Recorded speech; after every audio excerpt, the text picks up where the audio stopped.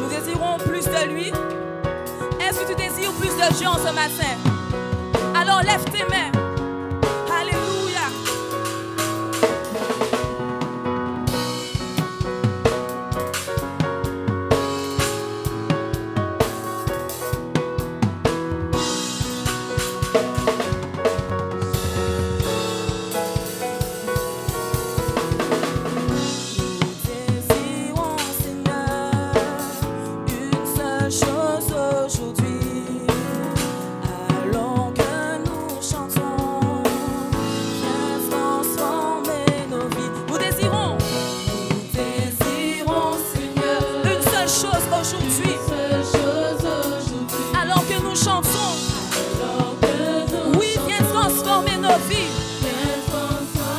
Une fois, nous désirons, Seigneur, une seule chose aujourd'hui. Alors que nous chantons, viens transformer nos vies. Nous désirons, Seigneur, de tout son cœur, chante-le. Alors que nous chantons, il va transformer nos vies. Alléluia. Alléluia. Élève-toi.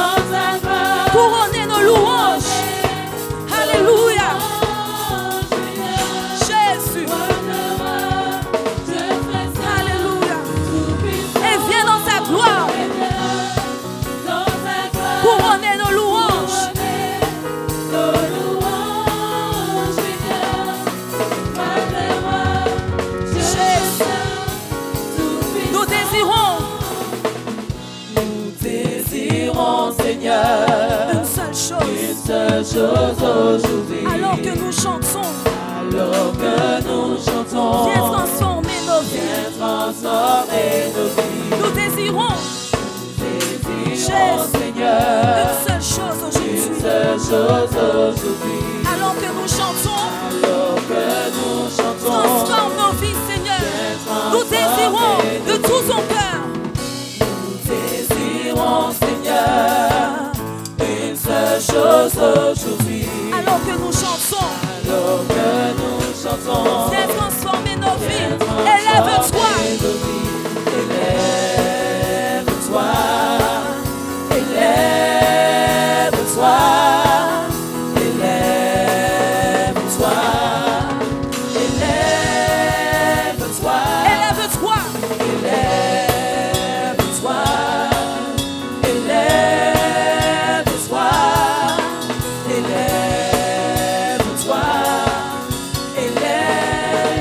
Et viens dans ta gloire. Et viens.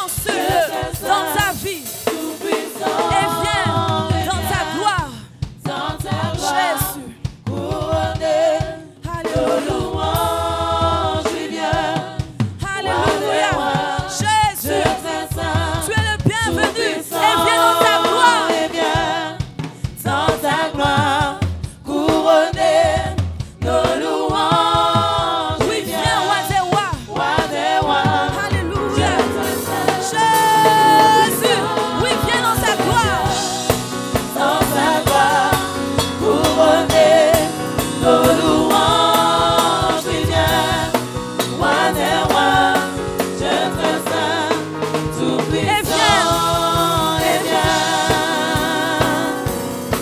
Jésus, est-ce que tu peux acclamer ton Dieu? Et viens.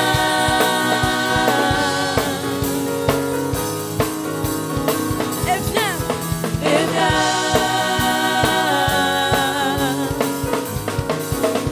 Et viens. Et viens. Et viens dans sa gloire. Et viens dans sa gloire. Couronner nos louanges. Oui, viens, roi des rois, Dieu saint, tout-puissant. Alléluia, Jésus. Alléluia, acclame ton Dieu. Acclame ton Dieu. Pousse un cri de joie vers lui, car il est digne de louange, digne d'adoration. Alléluia, sois le bienvenu, Seigneur, en ce lieu. Prends toute la place. Alléluia. Est-ce que vous croyez que Dieu a pardonné vos péchés? Est-ce que vous croyez que lorsque vous lui avez donné votre vie, il vous a totalement restauré? Vous êtes convaincus? Vous êtes convaincus? Vous êtes convaincus? Amen. Amen, amen. Est-ce que vous croyez que vous êtes une créature merveilleuse? Est-ce que vous croyez aux promesses de Dieu pour vos vies? Alors acclame ton Dieu et dis-lui merci. Alléluia, merci Jésus. Est-ce que vous croyez encore? Je pose des questions, mais je pense que ça va encore éveiller ce que Dieu a mis dans votre cœur, les promesses de Dieu. Amen. Est-ce que vous croyez aux promesses de Dieu? Amen.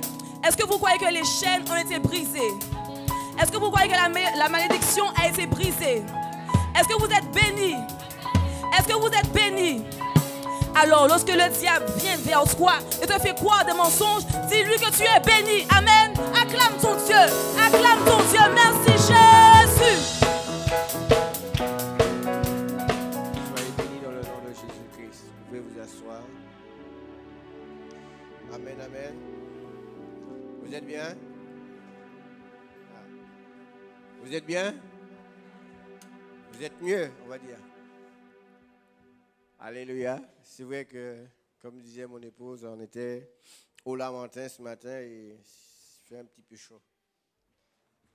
Mais le Seigneur nous dit qu'il ne nous donne rien, aucune épreuve, aucune tentation que nous ne pouvons supporter. Vous êtes avec moi? Donc nous devons glorifier le Seigneur de ce qui nous a permis de le louer, de l'adorer au Lamentin. Et je crois que par la grâce du Seigneur, que des âmes se donneront dans cette commune. Amen. Merci Seigneur. Comme ce matin, j'ai commencé un message sur la garantie de notre salut. La garantie du salut. Et je vais poser la question, est-ce que vous croyez que vous êtes sauvés? Est-ce que vous croyez que vous avez cette assurance? Est-ce que vous avez l'assurance de votre salut? Est-ce que vous avez la garantie de votre salut? Amen. Vous n'êtes pas sûr? Si vous n'êtes pas sûr, faites le nécessaire. Amen, pour être sûr de votre salut. Alléluia. Amen. Nous allons prendre 2 versets. La Bible nous dit, mon Père qui me les a donnés, c'est Jésus qui parle, mon Père qui me les a donnés est plus fort est plus grand du moins que tous. Et personne ne peut les ravir de la main de mon Père. Le verset 30 nous dit, moi et le Père, nous sommes un. Amen. Dans le livre de 1 Jean 5, verset 13, qui nous dit, je vous écris ces choses afin que vous sachiez que vous avez la vie éternelle, vous qui croyez au nom du Fils de Dieu. Amen. Nous avons la vie éternelle pour tous ceux qui ont cru. Amen. Et quand je dis croire, ça ne veut pas dire, bon, je crois en Dieu et rester là. Nous avons une action à faire. Si je crois, je dois agir. Si je crois, je dois aller vers le Seigneur. Ça veut dire me repentir. Amen. Reconnaître mes fautes. Me repentir. Donner à Jésus ma vie. le reconnaître comme mon sauveur et Seigneur, et ensuite passer par les eaux du baptême. C'est un processus que nous devons suivre pour devenir enfants de Dieu. Alléluia. Et à partir de ce moment, nous entrons dans la bergerie du Seigneur et personne ne peut nous faire sortir de ce lieu. Amen. Il dit, je vous ai écrit ces choses afin que vous sachiez, que vous ne soyons pas ignorants. Amen. Et comme j'ai pris l'exemple tout à l'heure, c'est comme lorsque vous allez faire vos courses dans le supermarché, enfin là où vous allez, vous avez une garantie. Amen. Cette garantie, ça veut dire que si vous achetez des meubles, si vous achetez de l'électroménager, on vous donne une facture. Et sur cette facture, il y a une garantie. En cas où l'appareil, on vous donne quand même une année de garantie. Ça veut dire que si l'appareil tombe en panne pendant cette période, vous avez la possibilité soit qu'on vous la répare gratuitement, ou soit on vous la change. Vous êtes avec moi? Donc c'est pareil pour que lorsqu'on se donne au Seigneur, nous avons cette garantie d'être sauvés. Amen. Amen. Et c'est pour cela, comme je disais, qu'il ne faut pas faire de business. Vous achetez quelque chose, on vous dit, bon voilà, j'ai telle chose à vendre, voilà. Tu paies et c'est tout. S'il y a quelque chose arrive à l'appareil, vous êtes malheureux parce que vous avez perdu votre argent. Tandis qu'avec la facture, vous avez la possibilité de revenir et dire, voilà, j'ai acheté telle et telle chose, elle est tombée en panne, voilà la facture. Donc vous avez une garantie. Avec Jésus, du moment où nous avons donné à Jésus notre vie, du moment où nous l'avons accepté comme notre sauveur personnel, eh bien, nous avons cette garantie, nous avons la garantie de notre salut. Parce qu'à ce moment, c'est Jésus qui est responsable de nous. Vous êtes avec moi? C'est Jésus qui est responsable de nous. Amen. Il est notre garantie. Amen. Et nous verrons tout à l'heure que le salut est un parfait cadeau. Amen. C'est un parfait cadeau. Et nous regardons comment est-ce que l'ennemi va passer derrière pour chercher à ce que nous doutions de notre salut. Amen. Il y a des gens qui n'ont pas la certitude de leur salut. Il y a de ceux qui remettent en question leur salut peut-être par rapport à un péché, par rapport à quelque chose qu'ils ont fait, qu'ils n'ont pas fait, eh bien, vont mettre en doute leur salut. Et ils vont se demander, mais est-ce que je suis sauvé? Est-ce que par rapport à telle et telle chose, je suis sauvé? Amen. Et nous regardons qu'il y a de ceux qui disent aussi que oui, mais je ne suis pas digne d'être sauvé. Par rapport à tout ce que nous avons commis. Vous savez, il y a beaucoup de personnes qui se donnent au Seigneur, mais qui restent sur leur passé. Jésus a déjà oublié ton passé. Parce qu'il a dit qu'il ne tient pas compte des temps d'ignorance. Au moment où tu lui as donné ta vie, au moment où tu es passé par les eaux du baptême, eh bien, il oublie tous tes péchés, tous les péchés que tu as commis avant de le connaître. Parce qu'il dit qu'il ne tient pas compte des temps d'ignorance. Du moment où tu ne le connaissais pas, tu ne connaissais pas la parole. Il ne va pas t'en vouloir pour cela. Amen. Mais il y a de ceux qui restent bloqués sur leur passé. Et ils se disent, oui, mais avec tous les péchés que j'ai commis, tout le mal que j'ai fait aux autres, est-ce que Dieu... Il y a des gens qui doutent, mais est-ce que je suis sauvé? Est-ce que je suis... Hein?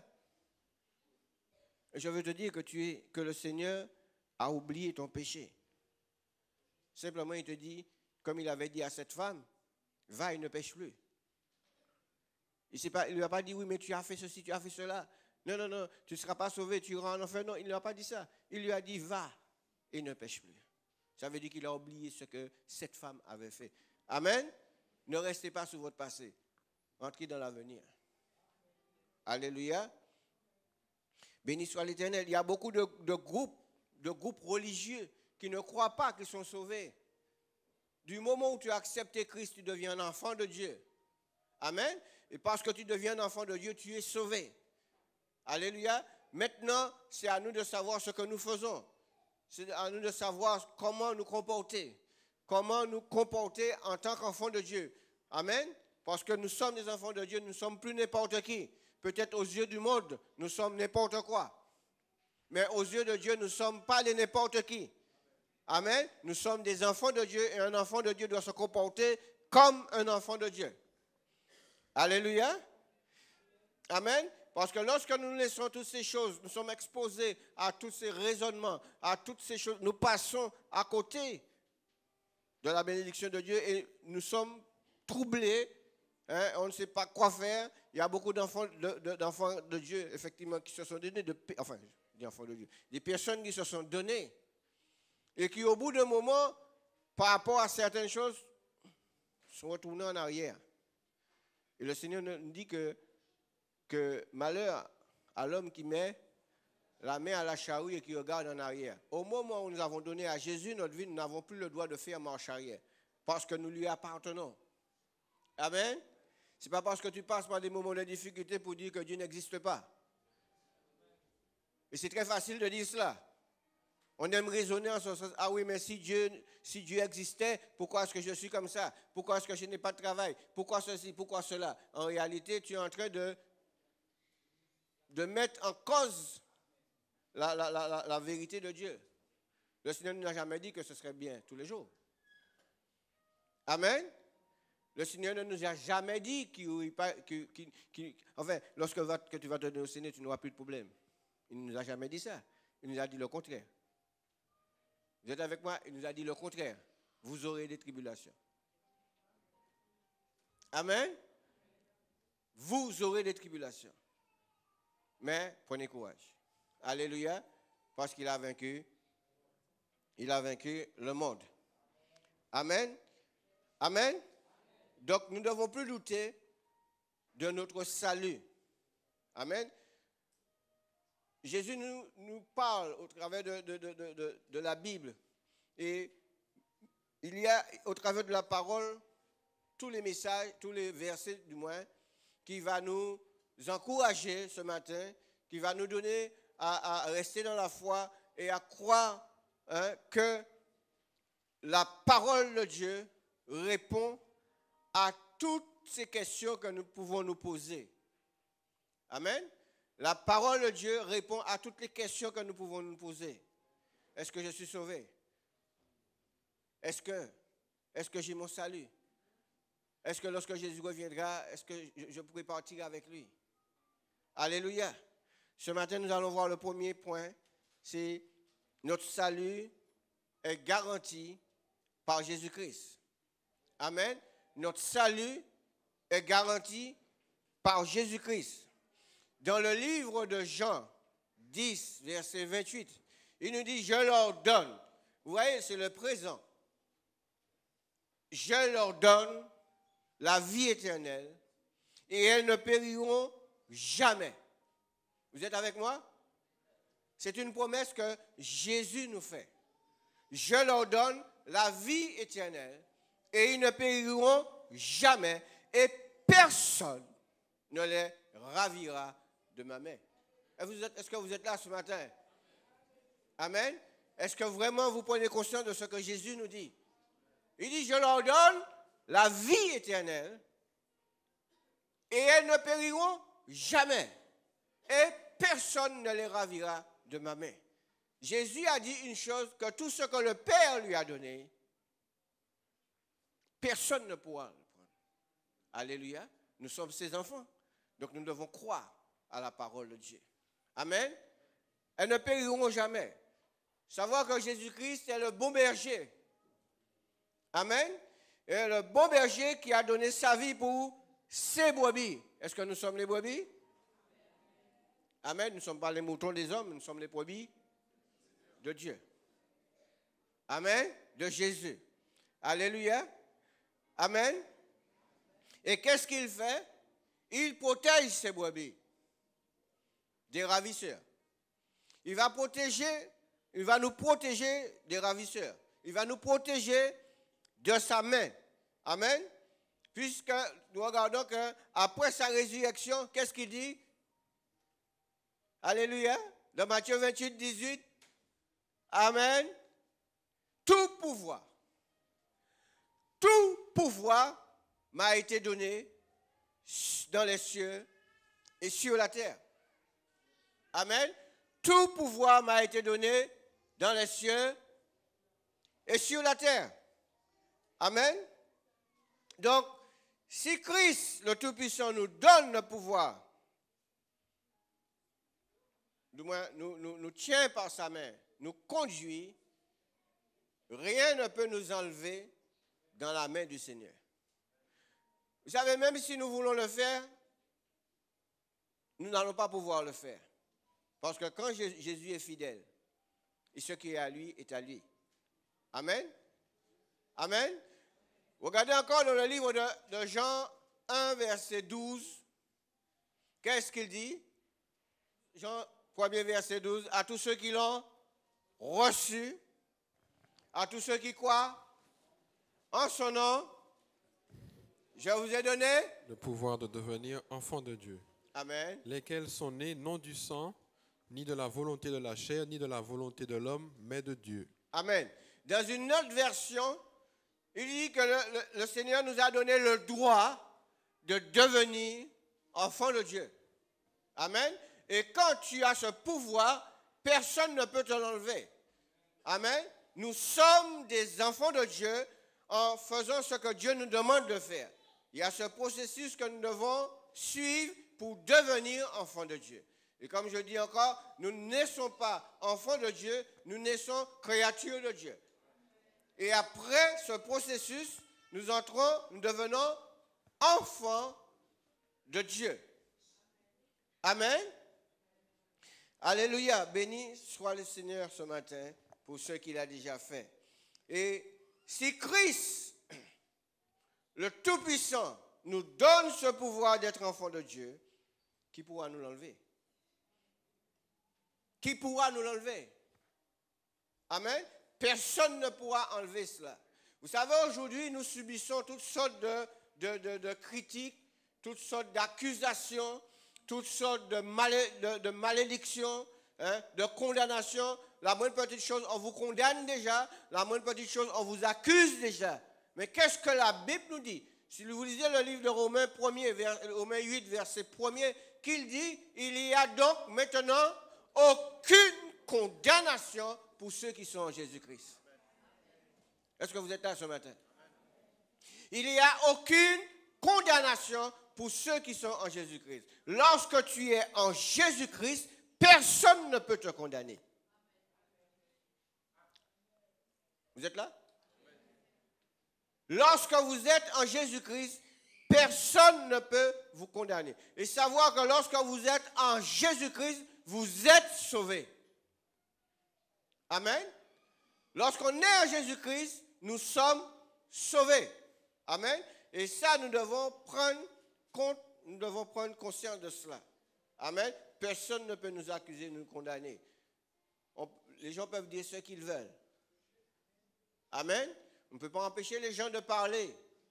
Mais toi, tu sais que dans le plus profond de ton cœur, tu as cette certitude, tu as cette assurance que tu es sauvé, que tu as ton salut. Amen. Merci Seigneur. Et personne ne peut nous accuser. La Bible nous dit en Romains 8, 31 jusqu'à 34. Alléluia. Qu'est-ce que la Bible nous dit? Que dirons-nous donc à l'égard de ces choses? Si Dieu est pour nous, qui sera contre nous? Dis ça. Si Dieu est pour moi, qui peut être contre moi? Si Dieu est avec nous, qui sera contre nous? Dites cela, proclamez-le ce matin. Proclamez-le. Il faut que l'ennemi entende que vous dites ça ce matin.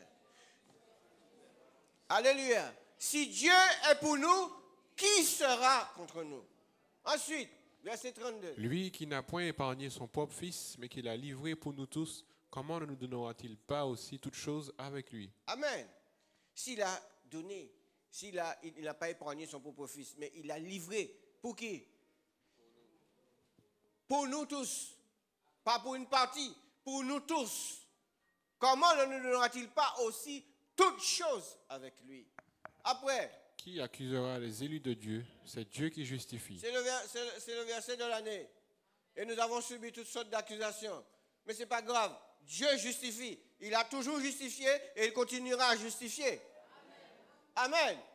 Qui accusera les élus de Dieu? Est-ce que vous êtes vraiment? Est-ce que ce matin, vous considérez que vous êtes des élus de Dieu? Alléluia. Si vous n'avez pas encore cette certitude, priez, demandez à Dieu. Amen. Ou ceux qui n'ont pas encore accepté Christ, faites vite, acceptez Christ. Pour que vous puissiez avoir cette certitude, cette assurance que vous êtes des enfants de Dieu. Amen. Dieu justifie. Et moi, je sais qu'il justifie. Et il continuera à justifier. Laissez les gens vous nous accuser. Laissez les gens nous condamner. Ce n'est pas grave. J'ai un avocat auprès du Père. Dieu justifie. Ensuite, qui les condamnera? Qui peut vous condamner? Vous êtes en Jésus-Christ. Vous êtes fondé en Jésus-Christ. Qui est-ce qui peut vous condamner? Alléluia. Christ est mort bien plus qu'il est ressuscité. Il est à la droite du Père. Et il n'est pas seulement à la droite du Père. Qu'est-ce qu'il fait? On peut applaudir à la gloire de Dieu. On peut applaudir à la gloire de Dieu. Alléluia. Il intercède pour vous et moi. Il intercède pour nous. Ça veut dire qu'il prie pour nous. Amen. Tant que Christ est au ciel, nous savons que nous y serons aussi. Amen. C'est une assurance, c'est une promesse que Jésus nous a faite. Alléluia. Lis pour moi, mon frère, dans le livre de Jean 14, versets 2 et 3. Amen. Qu'est-ce qu'il nous dit? Il y a plusieurs demeures dans la maison de mon Père. Si cela n'était pas, je vous l'aurais dit. Je vais vous préparer une place. Et lorsque je m'en serai allé et que je vous aurai préparé une place, je reviendrai et je vous prendrai avec moi, afin que là où je suis, vous y soyez aussi. Ce n'est pas une grâce, frères et sœurs. Il y a plusieurs demeures dans la maison de mon Père. Si cela n'était pas, je ne vous l'aurais pas dit. Je vais vous préparer une place. Moi, je crois que ma place est déjà prête. Alléluia. Je crois que ma place est déjà prête. Il dit que lorsque je m'en serai allé, que je vous aurai préparé une place, je reviendrai. Et c'est là qu'il faut être attentif, parce qu'il va revenir. Et que nous ne soyons pas surpris de son retour. C'est là qu'il faut nous préparer pour le retour de Jésus. Et il dit que je reviendrai et je vous prendrai avec moi, afin que là où je suis, vous y soyez. Frères et sœurs, ne ratez pas cela. Si vous n'avez pas encore donné à Jésus votre vie, c'est le moment de le faire. Alléluia. Si vous n'appartenez pas à Christ, il ne pourra pas vous prendre avec lui. C'est pour cela que vous devez faire tout votre possible pour être avec le Seigneur, pour lui appartenir. Amen. Alléluia. Christ peut nous garantir de notre salut car il a payé. Amen. Il a payé personnellement. Ce n'est pas Marie, ce n'est pas Joseph, ce n'est pas un tel qui a fait cela, mais c'est Jésus-Christ de Nazareth qui est mort sur la croix, qui est allé mourir. Il a payé nos fautes. Il a payé ce que nous devions payer. Alléluia. Merci Seigneur. Mais aujourd'hui, nous avons ce privilège, nous avons cette grâce de ce que le Seigneur nous a vraiment sauvés. Et je m'appuie là-dessus. Je m'appuie sur les promesses du Seigneur. Alléluia. Et nous regardons, lorsque Jésus allait mourir sur la croix, lorsqu'il allait mourir sur la croix, juste avant de mourir, qu'est-ce qu'il a dit? Tout est accompli. Ça veut dire qu'il a tout fait avant. Jésus n'a plus rien à faire pour vous. Il a déjà tout fait, il a tout accompli. Aujourd'hui, c'est nous qui avons un travail à faire. C'est de pouvoir garder ce salut. Amen. Il a tout accompli. Il a tout accompli sur la croix. Amen. Regardez même ce brigand qui avait commis des fautes. Je ne sais pas qu'est-ce qu'il avait fait pour qu'il puisse se retrouver à côté de Jésus. Il y a un qui l'a renié, mais un autre qui lui a dit, quand tu arriveras dans ta gloire, pense à moi. Et Jésus lui a dit, je te le dis en vérité, aujourd'hui, tu seras avec moi dans le paradis. Amen. Amen. Cet homme a eu la garantie de son salut. Parce que Jésus lui a dit, aujourd'hui, tu seras avec moi dans le paradis. Amen. Si Jésus a sauvé cet homme, ce brigand qui avait commis des fautes, qu'est-ce qu'il ne peut pas faire pour vous et moi? Amen. Béni soit l'Éternel. Le deuxième point, notre salut est garanti par le Saint-Esprit. Nous avons parlé de Jésus tout à l'heure. Nous parlons maintenant du Saint-Esprit. Dans le livre de 2 Corinthiens, 1 Corinthiens 12, verset 13, 1 Corinthiens 12, verset 13, qui nous dit que nous avons tous, en effet, été baptisés en un seul esprit pour former un seul corps. Amen. Soit juif, soit grec, soit esclave, soit libre. Et nous avons été abreuvés d'un seul esprit. Tout simplement pour vous dire que le Saint-Esprit de Dieu joue un rôle important dans notre salut.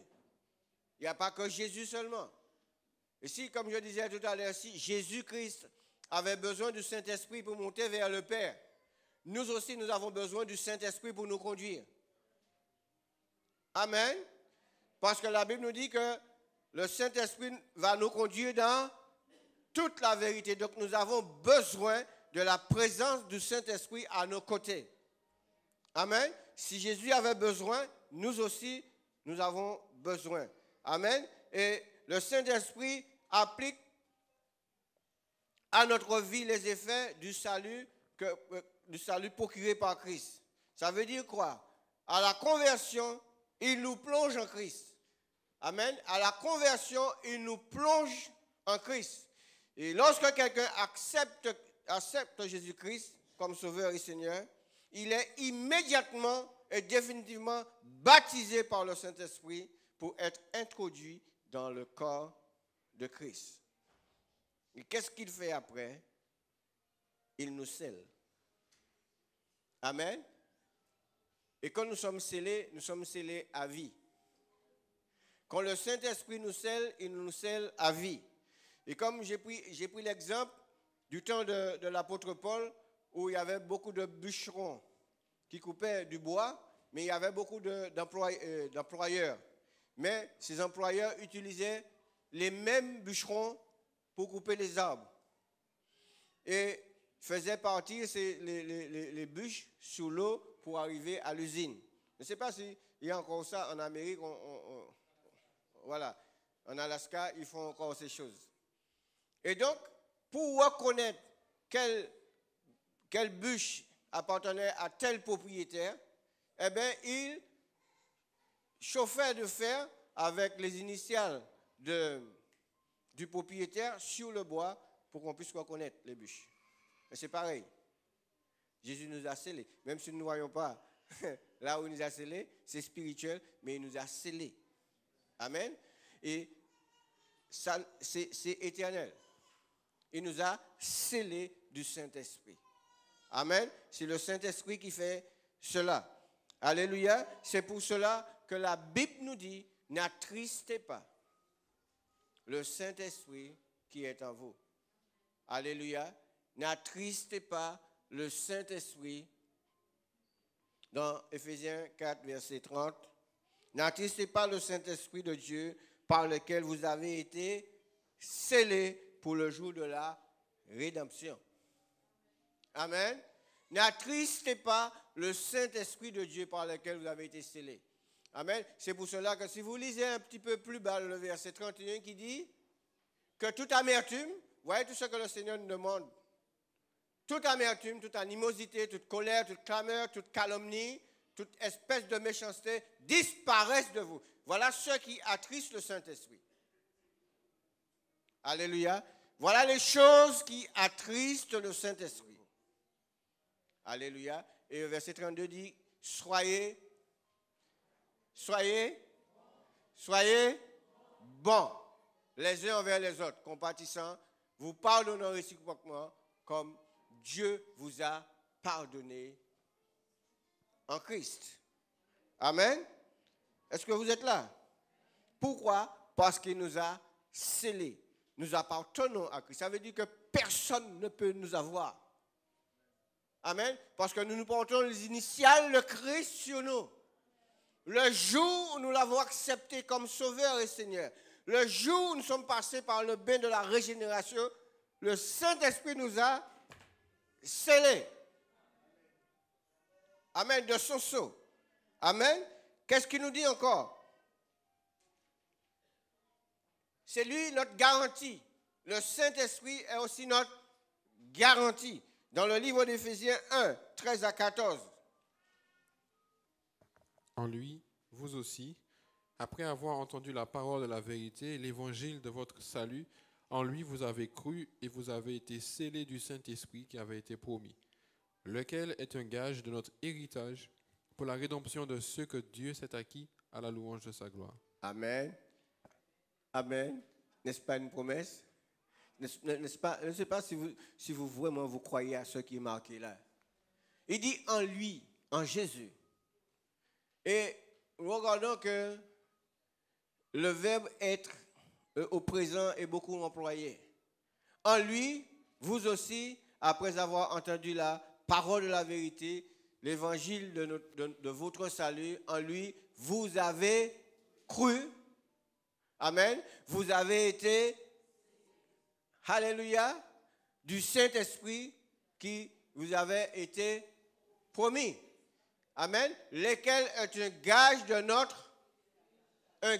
notre héritage. Ça veut dire que vous et moi, amen, nous avons un héritage.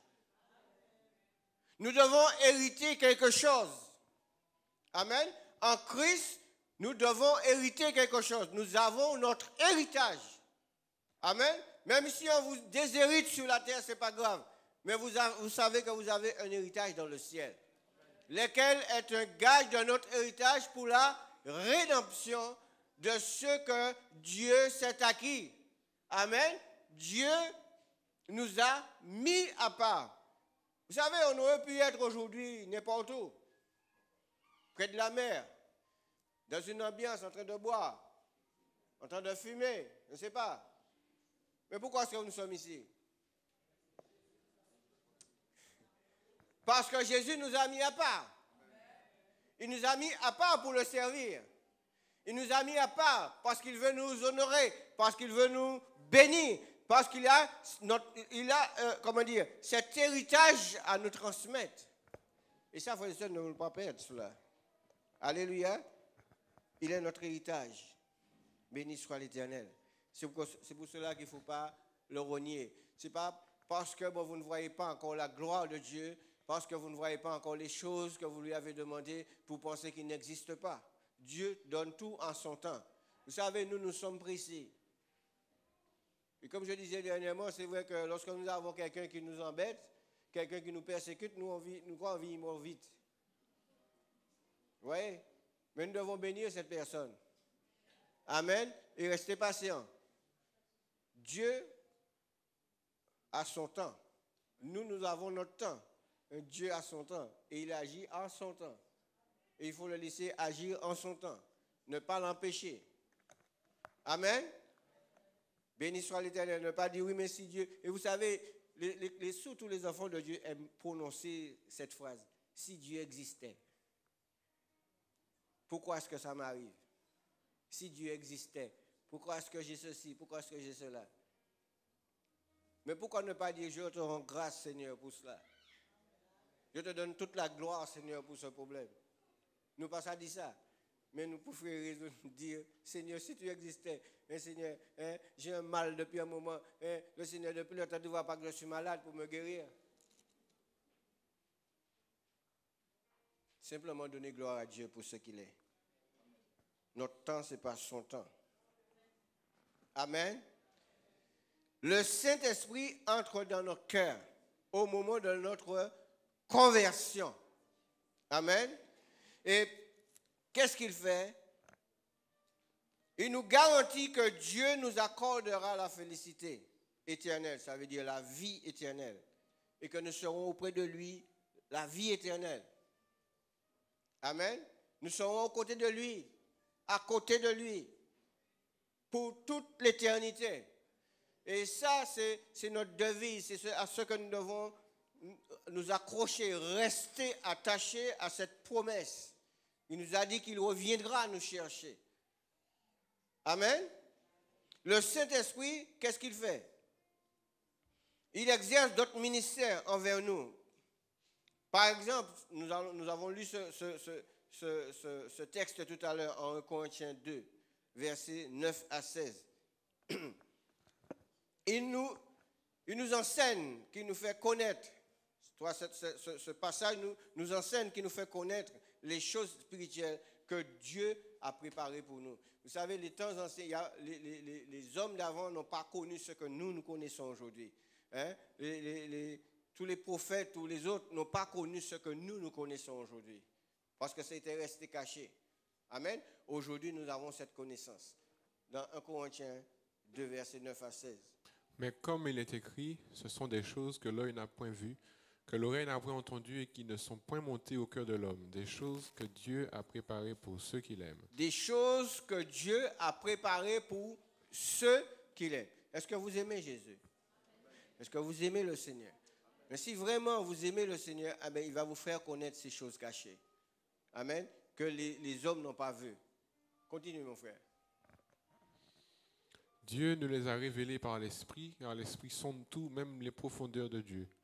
Lequel des hommes, en effet, connaît les choses de l'homme, si ce n'est l'Esprit de l'homme qui est en lui. Amen. De même, personne ne connaît les choses de Dieu, si ce n'est l'Esprit de Dieu. Or, nous n'avons pas reçu l'Esprit du monde, mais l'Esprit qui vient de Dieu, afin que nous connaissions les choses que Dieu nous a données par sa grâce.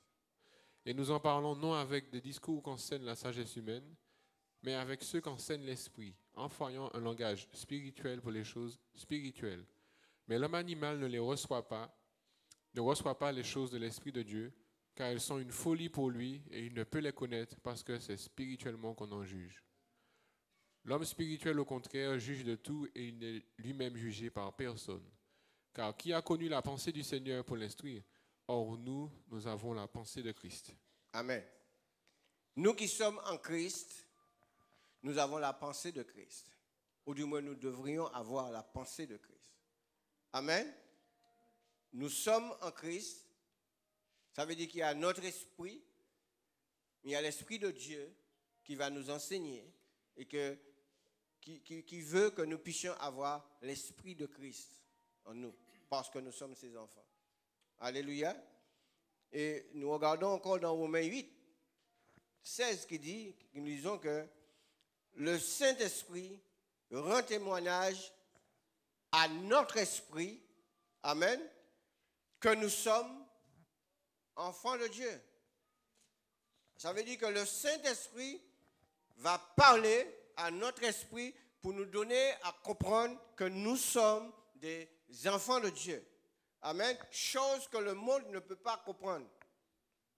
Le monde ne peut pas comprendre ces choses. Nous sommes des enfants de Dieu et par cela, le Saint-Esprit qui vit en nous va parler à notre esprit pour nous donner à comprendre que nous sommes des enfants de Dieu. Alléluia. Et ça, vous devez vraiment suivre le mouvement de l'esprit. C'est pour cela que l'apôtre Paul insiste beaucoup.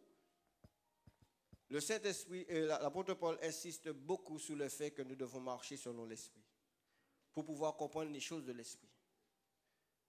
Est-ce que vous croyez cela? Amen. Merci Seigneur pour ce que le Seigneur fait. Et qu'est-ce qu'il fait? Parce que bien souvent nous prions. Bien souvent nous prions, mais nous ne savons pas quoi demander au Seigneur. Et qu'est-ce que le Saint-Esprit fait? Il nous aide même dans nos prières, car c'est selon Dieu qu'il intercède en faveur des saints. Les saints, ce n'est pas les popotes là qu'on voit un peu partout. Les saints, c'est nous.